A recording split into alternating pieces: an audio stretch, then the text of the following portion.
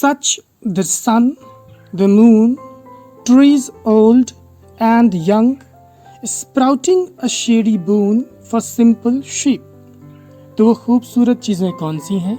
जैसे सूरज, चांद, पेड़, ओल्ड एंड यंग, बड़े और छोटे, स्प्राउटिंग अ शेडी बून, एक छायादार सुख प्रदान करते हुए, स्प्राउटिंग यहाँ पर होगा प्रदान करते हुए, अ शेडी बून, एक छायादार सुख, किसको? फॉर सिंपल शीप, जो भोले भाले जो शीप है, जो शेफर्ड अपनी शीप को लेकर के मीडो में, चारागाह में, मैदानों पर जाता है और उनको चराता है। चराने के बाद उनको एक विशाल वृक्ष के नीचे ले आता है ताकि वो वहां पर आराम कर सके, पेड़ की छांव में खुद को सुकून दे सके। तो ये सारे दृश्य पोएट की नजर में थिंग ऑफ ब्यूटी है। पोएट कह रहा है कि सूरज, चांद, पेड़, पौधे और ये भोले भाले जो शीप हैं, ये सब क्या है? थिंग ऑफ ब्यूटी है।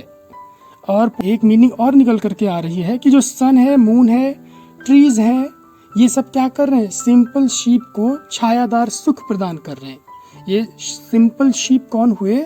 ये हम लोग भी हो सकते हैं। क्यों? क्योंकि पोएट क्रिश्चियन है और जीसस क्राइस्ट को शेफर्ड माना गया है और हम सबको शीप माना गया है और जीसस क्राइस्ट शीप का देखभाल कर रहे हैं। हम भोले भाले इंसान क्या हैं? शीप हैं। तो यहाँ पर एक मीनिंग और भी निकल रहा है। And such are daffodils with green world they live in, और ठीक उसी प्रकार से ब्यूटीफुल चीजें और क्या होंगी? डैफोडिल्स होंगी। जो डैफोडिल का फूल होता है, और वो कहाँ होता है? वो कहाँ रहते हैं डैफोडिल्स? दे लिव इन, वो रहते हैं विद ग्रीन वर्ल्ड, हरे भरे संसार में। एक डैफोडिल का आप फूल देखेंगे, उसके आसपास ग्रीनरी ही ग्रीनरी रहेगी, चारों तरफ हरी हरी पत्तियां, हरियाली ही रहेगी, और उन्हीं के बीच में से निकलता है एक खिलखिलाता हुआ डैफोडिल, जो कि बहुत ही सुंदर, आकर्षक, मनोरम, आंखों को सुमधुर लगता है। And clear reels that for themselves a cooling covert make against the hot season। Poet क्या कह रहे हैं? वो जो साफ स्वच्छंद छोटी सी पतली सी नदी की धारा है, वो क्या कर रही है? वो ठंडक प्रदान करने वाला, छुपने वाला स्थान बना रही है ताकि गर्म मौसम में खुद को वो बचा सके और खुद को ठंडा रख सके।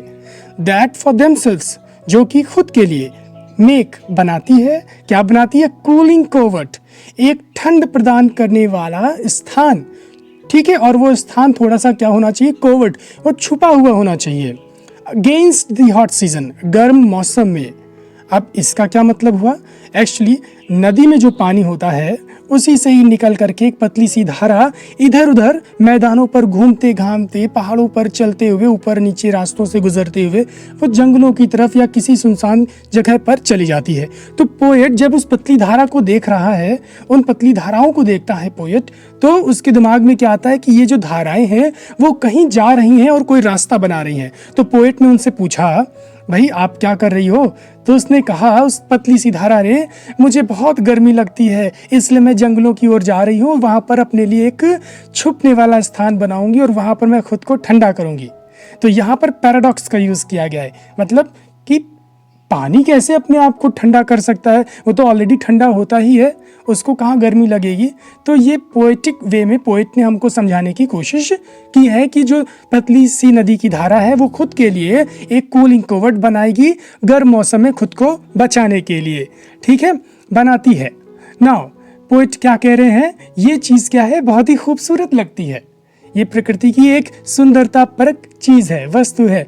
नदी में जो खूबसूरती होती है उससे कहीं ज्यादा खूबसूरती जो पतली पतली धाराएं जंगलों में हमको इधर उधर मिल जाती हैं और उनसे जो आवाज आती है कल कल, तो वो हमको बहुत ही ज्यादा सुख पहुंचाती है। पोएट कह रहे हैं द मिड फॉरेस्ट ब्रेक, जंगलों के बीच में जो झाड़ियां होती हैं, rich with a sprinkling of fair musk rose plumes, और उन झाड़ियों के बीच में ढेर सारी मात्रा में, उन झाड़ियों के बीच में ढेर सारे छितराते हुए सुंदर मस्क रोज खिल उठते हैं। छितराते हुए सुंदर, फेयर मीन सुंदर, मस्क रोज खिलते हैं तो वो दिखने में बहुत ही ज्यादा अच्छे लगते हैं। And such too is the grandeur of the dooms we have imagined for the mighty dead.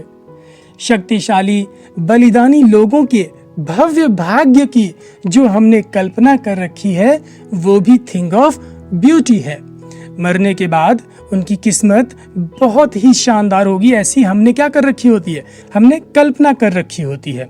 जो महापुरुष इस धरा को छोड़ करके चले जाते हैं उनका देवलोक में, परालोक में स्वागत होता है, देवता फूल बरसाते हैं। तो ये सारी कल्पनाएं हमने उन माइटी डेड लोगों के लिए कर रखी कि उनकी जो डेस्टिनी है वो बहुत ही ग्रैंड्योर होगी। उनकी डेस्टिनी क्या होगी, बहुत ही वैभव से, बहुत ही शान से भरी हुई होगी। मरने के बाद उनका खूब स्वागत होगा वहां पर भी और इस धरा पर तो होगा ही होगा। लोग हर साल पूजन वंदन करेंगे, उनको याद करेंगे और उनकी तरह बनने की कोशिश करेंगे। उन महापुरुषों की क्या होगी, उनकी जो डूम्स है, उनकी जो डेस्टिनी होगी वो भी बहुत ही शानदार होगी। यहाँ पर पोएट ये बताना चाह रहे हैं, all lovely tales that we have heard or read, हमने जितने भी प्यारी कहानियां पढ़ रखी हैं, सुन रखी हैं, हितोपदेश, शुभासितानी, पंचतंत्र, बैताल 25 इत्यादि, जितने भी महापुरुषों की जीवनियां हैं, उनकी अमर कहानियां हैं, प्रेरक प्रसंग है, ये सब थिंग ऑफ ब्यूटी हैं, जिनको सुन करके, पढ़ करके हमको ऊर्जा, उत्साह, उमंग, ये सब से हम भर जाते हैं। और इसी कोई पोएट ने क्या कहा है, थिंग ऑफ ब्यूटी कहा है। And endless fountain of immortal drink pouring unto us from the heavens brink. अब पोएट यहाँ पर क्या कह रहे हैं कि सौंदर्य परक वस्तु, इमॉर्टल ड्रिंक का मतलब क्या है, सौंदर्य परक वस्तुएं, सौंदर्य परक वस्तुओं का कभी न खत्म होने वाला फव्वारा ईश्वर के अमृत कलश से, स्वर्ग रूपी कलश से। हेवंस ब्रिंक का मतलब यहाँ पर क्या आप समझ सकते हैं, स्वर्ग रूपी कलश के कोने से प्रतिपल गिरता रहता है, ठीक है, जिसे हम जब चाहें उसका रसास्वादन कर सकते हैं। प्रकृति की सुंदरता को हम जब चाहें, जितनी बार चाहें, बार बार उसकी गोद में आकर के उसका पान कर सकते हैं, महसूस कर सकते हैं। ये थिंग ऑफ ब्यूटी ईश्वर का दिया गया हमें अनुपम उपहार है जो कभी खत्म नहीं होगा। So this is the poem. I hope आपको समझ में आया होगा। I will catch you on in the next video. Like it, comment on it and share it, and please do subscribe to the channel. Thank you.